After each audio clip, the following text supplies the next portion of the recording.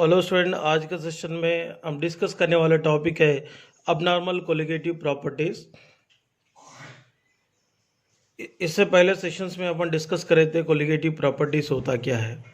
तो colligative properties हमेशा depend करता है सॉल्यूशन में रहने वाले सोल्यूट पार्टिकल के नंबर पे। मतलब सॉल्यूशन में जितने ज़्यादा नंबर ऑफ सोल्यूट पार्टिकल रहते हैं उतना ज़्यादा कोलिगेटिव प्रॉपर्टीज रहते हैं। मगर ये अबनॉर्मल कोलिगेटिव प्रॉपर्टीज होता क्या है? मतलब अबनॉर्मल कोलिगेटिव प्रॉपर्टीज का मीनिंग होता है colligative properties of A solution depends upon number of solute particle after association or dissociation, association or dissociation। For example मैं आपको एक एग्जाम्पल लेकर एक्सप्लेन करता हूँ। अगर मान लीजिए ये वेजल है, वेजल में सर्टेन क्वांटिटी ऑफ वाटर को लिए हैं। इसमें क्या है? वाटर है। ये वाटर रहने वाले वेजल में 10 मोल्स ऑफ यूरिया ऐड करेंगे। 10 मोल्स ऑफ यूरिया ऐड करने के बाद यहाँ पे aqueous यूरिया सॉल्यूशन बन जाता है। ये aqueous यूरिया सॉल्यूशन में total 10 moles of urea particle है। तो यहाँ पर ये सॉल्यूशन का जितना अपन कोलिगेटिव प्रॉपर्टीज एक्सपेक्ट कर रहे हैं उतना ही इसका कोलिगेटिव प्रॉपर्टीज रहता है। मगर वाटर रहने वाले वेजल में 10 मोल्स ऑफ NaCl ऐड करेंगे।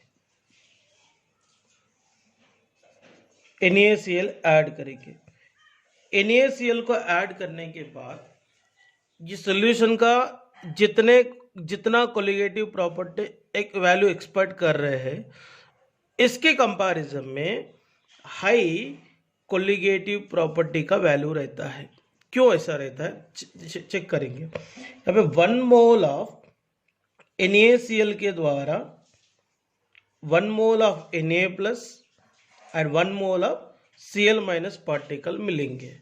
इसका मतलब 1 mole of NaCl total 2 moles of particle को डिसोसिएशन होने के वजह से प्रोड्यूस करता है और इसको आयनाइजेशन भी कहते हैं।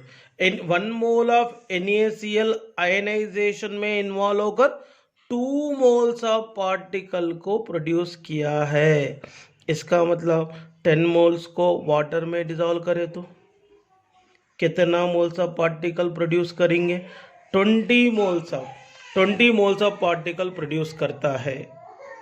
इसीलिए ये सॉल्यूशन का कोलिगेटिव प्रॉपर्टीज अबनॉर्मली क्या हो रहा? इंक्रीज हो रहा है। अबनॉर्मली क्या हो रहा? इंक्रीज हो रहा है।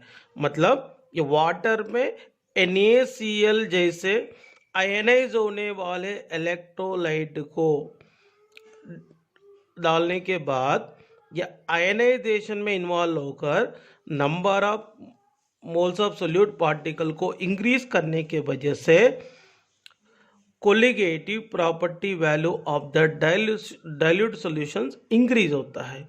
मतलब यहाँ पर एक्सपेक्टेड से इसका कोलिगेटिव प्रॉपर्टी का वैल्यू इंक्रीज हो चुका है। एंड अनदर कंडीशन मैं आपको बताना चाहता हूँ। Same certain quantity of water को वेजल में लेंगे। ये वाटर रहने वाले वेजल में क्या करेंगे?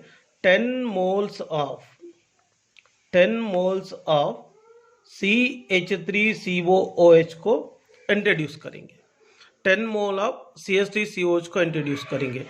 10 मोल्स ऑफ CH3COOH को इंट्रोड्यूस करने के बाद यहाँ पर number of solute particle expected से कम हो जाता है।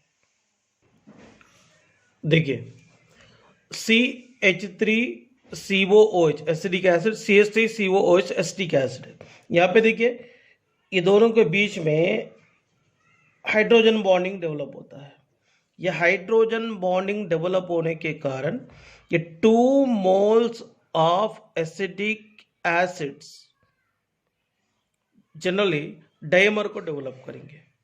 यहाँ पे 2 पार्टिकल मिलकर ओनली 1 पार्टिकल को डेवलप किया है। इसका मतलब 10 मोल्स ऑफ पार्टिकल यहाँ पर 5 मोल्स ऑफ पार्टिकल को बनाएंगे।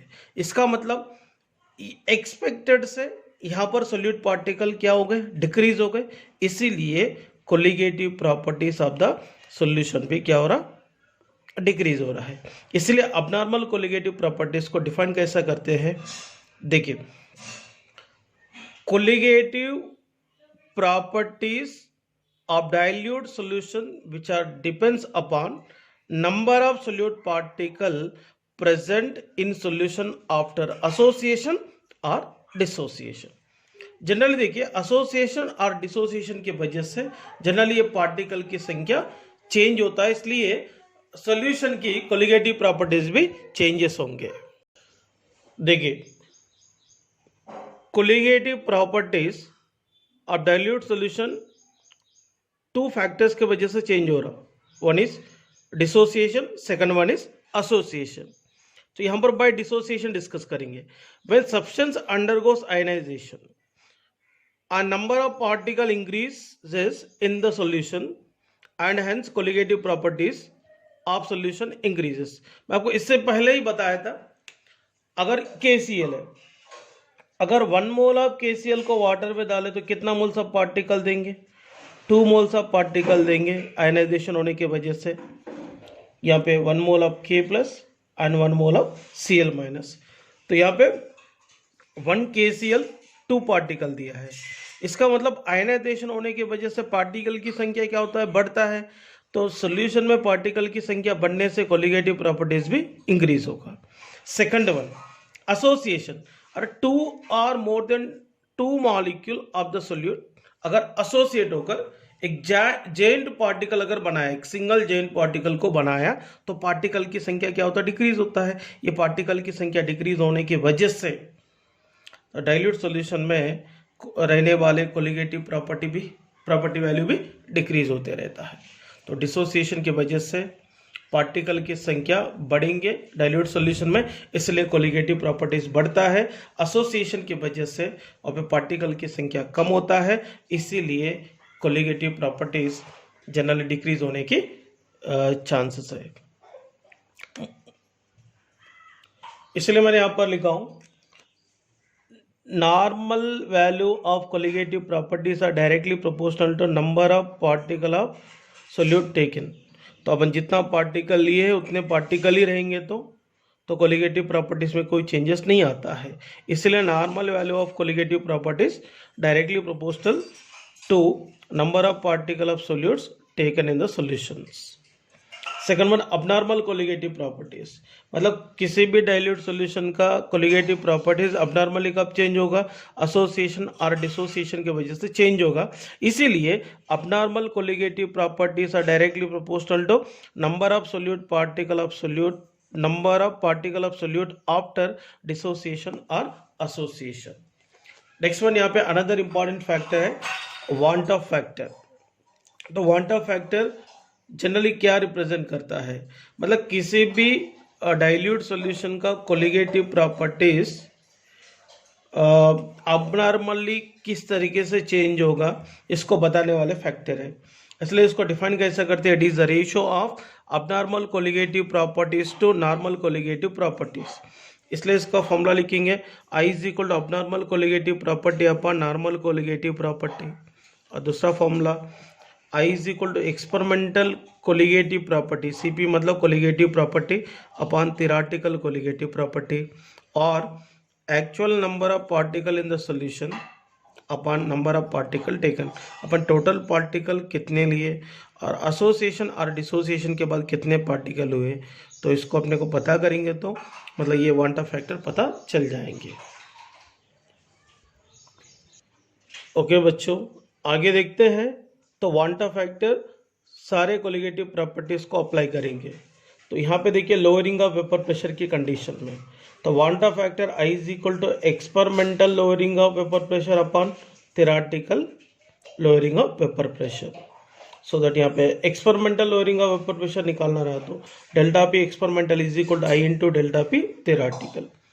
एलिवेशन ऑफ बॉइलिंग पॉइंट के लिए अप्लाई करेंगे। तो I is equal to experimental elevation of boiling point upon theoretical elevation of boiling point. So यहाँ पे delta T B experimental is equal to क्या लिख सकते हैं, I into delta T B theoretical, but we know delta T B theoretical is equal to K B into M, तो previous session में discuss करे थे। सो यहाँ पर देखिए delta T B is experimental is equal to I into K V into M हो गए, but M is equal to molality है, molality is equal to formula W B by M B into 1000/W है। इसको put करेंगे, delta T B experimental is equal to I into K B into W B by M B into 1000/W। यहाँ पर एक बात समझने का, तो सोल्यूट एसोसिएशन और डिसोसिएशन में इन्वॉल्व वाला रहा तो आपको यूज करना है ये फॉर्मूलास।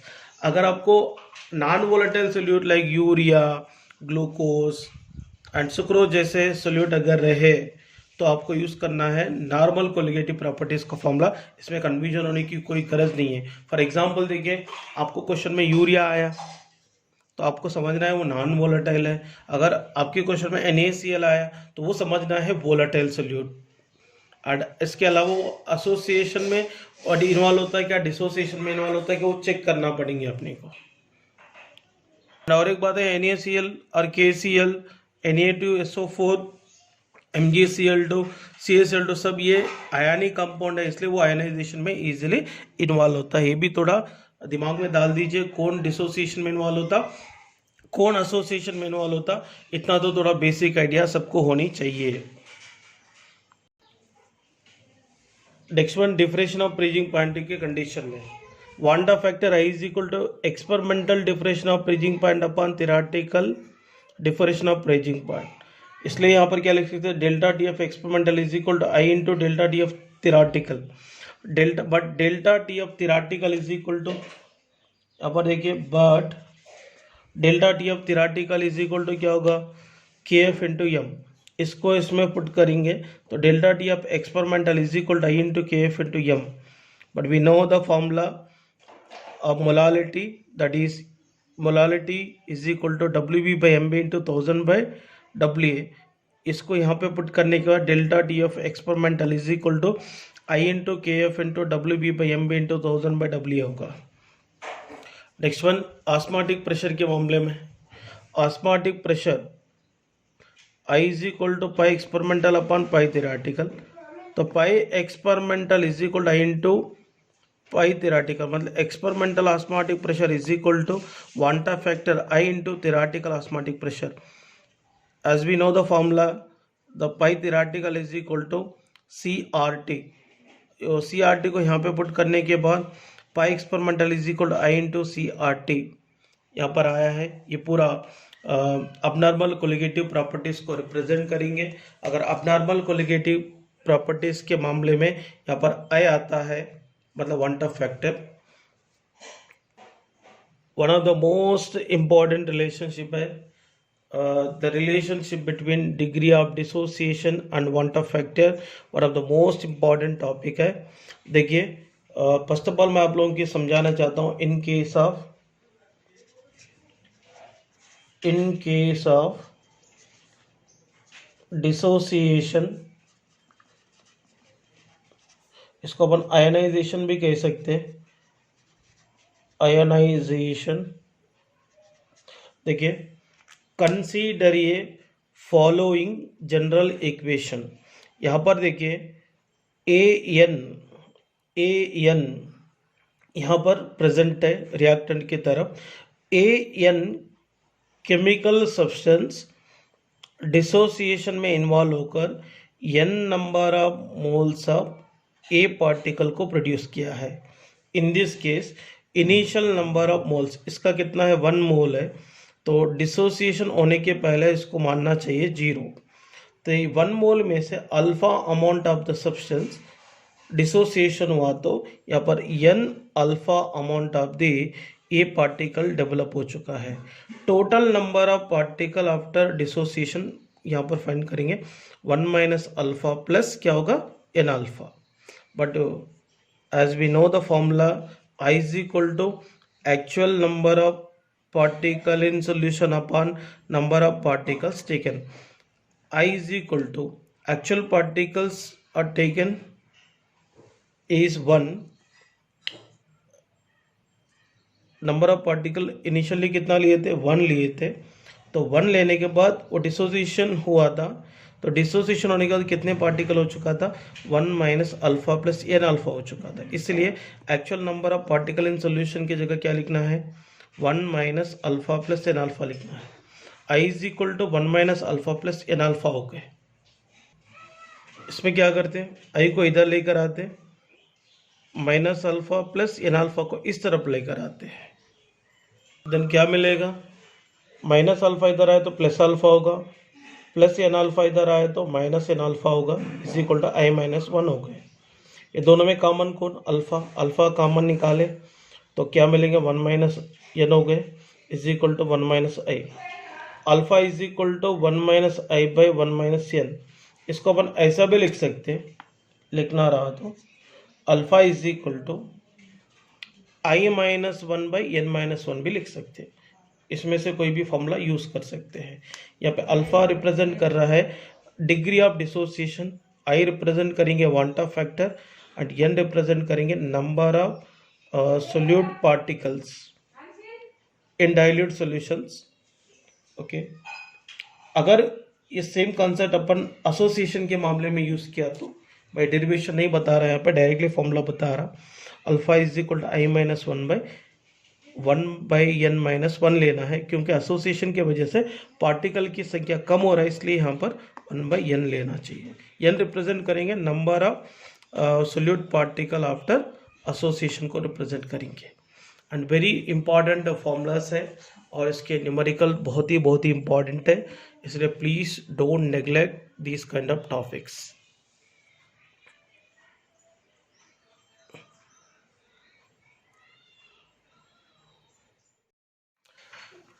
यहाँ पर एक स्टेटमेंट को ऑब्जर्वेशन कीजिए, ऑस्मोटिक प्रेशर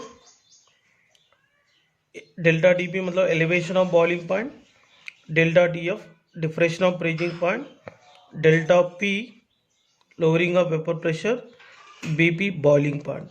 ये सारे प्रॉपर्टीज जो होते हैं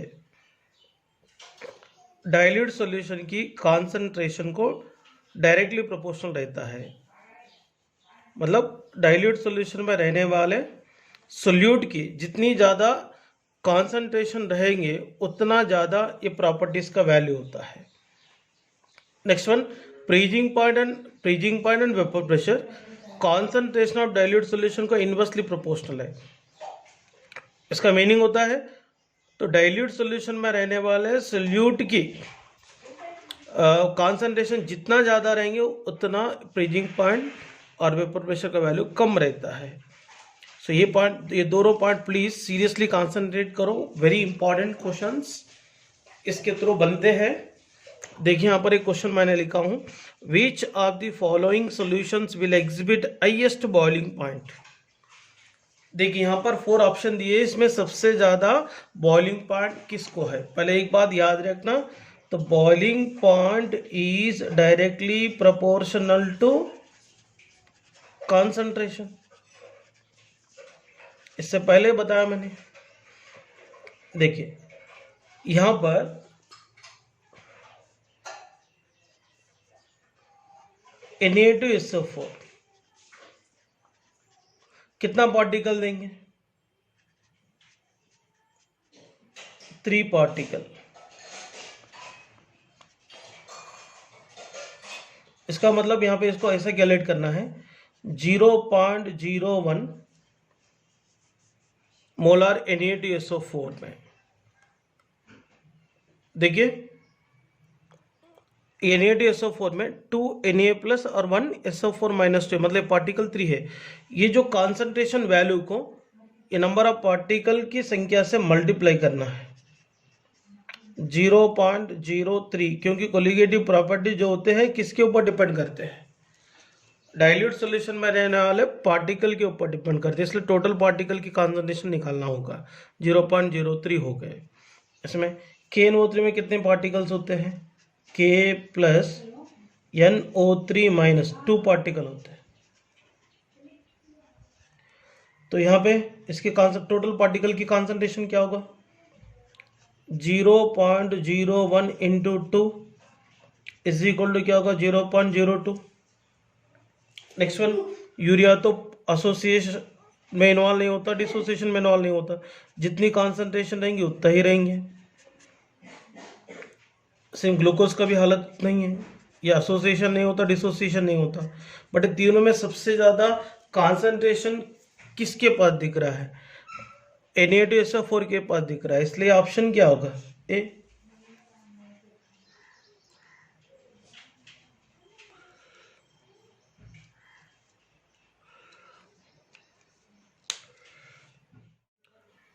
next question is which of the following solution will exhibit highest freezing point। तो freezing point inversely proportional to concentration रहता है, inversely proportional to concentration है।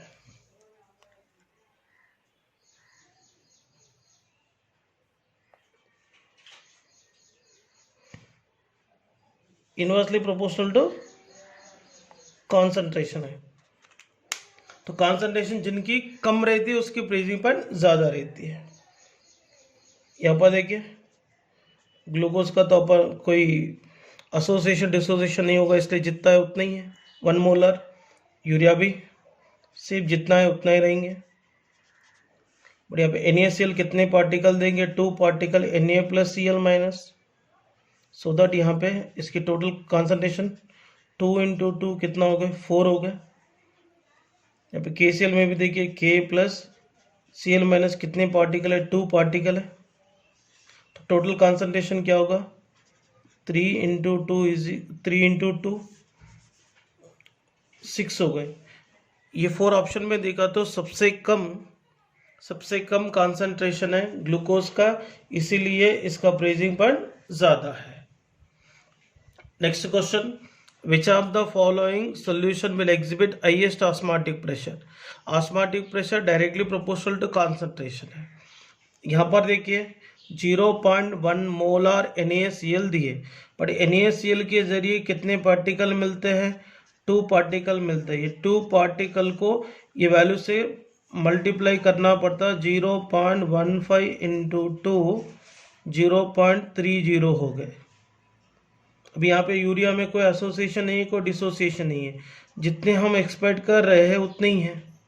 ग्लूकोज का भी देखिए सेम जितना है उतना ही है 0.70 मोलर। और यहाँ पर देखिए Na2CO3 टोटल पार्टिकल कितना देगा 2 Na+ और CO3 - 2, मतलब टोटल पार्टिकल देने वाले 3, सो दैट ये वैल्यू को मल्टीप्लाई करना होगा 3 से, 0.3 × 3 0.9। सबसे ज़्यादा कॉन्सेंट्रेशन किसके पास है 0.3 मोलर Na2CO3 के पास है, सो दैट इसका आंसर 4 होगा। इस टाइप की क्वेश्चन आते हैं बच्चों, आप लोग बहुत ही सिंसियरली एफर्ट करके प्रैक्टिस करो, और आगे का जो क्वेश्चन है नेक्स्ट सेशन में डिस्कस करेंगे। ये टॉपिक वेरी इंपॉर्टेंट है, अबनॉर्मल कोलिगेटिव प्रॉपर्टी।